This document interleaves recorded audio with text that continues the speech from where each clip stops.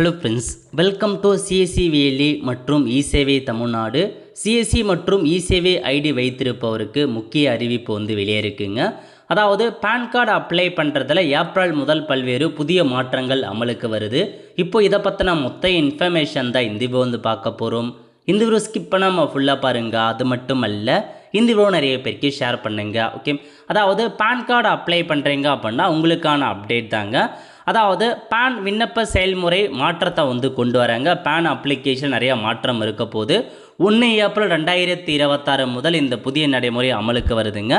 அதாவது பேனில் பார்த்தா நிறையா ஃபார்ம் வரப்போகுது அப்படின்ற மாதிரி தெரிவிச்சிருக்காங்க. இதுக்கு முன்னாடிலாம் கம்மியான ஃபார்ம் தான் இருந்துச்சு. இப்போ உங்களுக்கு பாருங்கள், ஃபார்ம் 49A இருக்க போது இண்டிவிஜுவல், அதுக்கப்புறம் நான் இண்டிவிஜுவல் கொடுத்துருக்காங்க.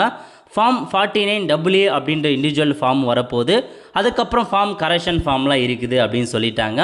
1 ஏப்ரல் 2020 முதல் பான் விண்ணப்பிக்க ஆதார் மட்டும் போதாது, பிறந்த தேதி சான்றாக டேட் ஆஃப் பர்த்துக்கு ஒரு ப்ரூஃப் கட்டாயமாக அப்லோட் பண்ணோம் அப்படின்ற ஒரு புதிய நடைமுறை அமலுக்கு வரப்போகுதுங்க.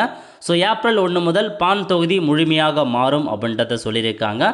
இதுதான் உங்களுக்கான இன்ஃபர்மேஷன். புதிய ஃபார்ம்லாம் வரப்போகுது. அதேமாரி நீங்கள் பேன் கார்டு அப்ளை பண்ணுறதுக்கு ஆதார் மட்டும் போதாது, டேட் ஆஃப் பர்த்துக்கு ஒரு ஆவணம் கண்டிப்பாக அட்டாச் பண்ணோம் அப்படின்ற மாதிரி நடைமுறை வரப்போகுது. அதனால் பேன் நீங்கள் ஏதாச்சும் பார்த்தா வச்சுருக்கீங்க, பெண்டிங்கில் வச்சுருக்கீங்க அப்படின்னா ஏப்ரலுக்குள்ளே கிளியர் பண்ணிக்கோங்க. ஏன்னா அதுக்கப்புறம் நிறையா சர்வர் மாற்றிடுவாங்க. அதனால் உங்களுக்கான அப்ளிகேஷன்லாம் டெலீட் ஆகிறதுக்கான வாய்ப்பு இருக்குது. அதேமாரி பெண்டிங்கில் வச்சுருக்கீங்க அப்படின்னா சீக்கிரமாக கிளியர் பண்ண பாருங்கள்.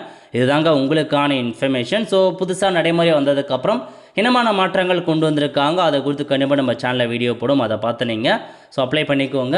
ஒரு ஃப்ரெண்ட்ஸ், கண்டிப்பாக இந்த பிடிச்ச லைக் பண்ணுங்கள். அது மட்டும் அல்ல, இந்த வீடியோ நிறைய பேருக்கு ஷேர் பண்ணுங்கள். அடுத்த ஒரு நிலையில் சந்திப்போம். நன்றி, வணக்கம்.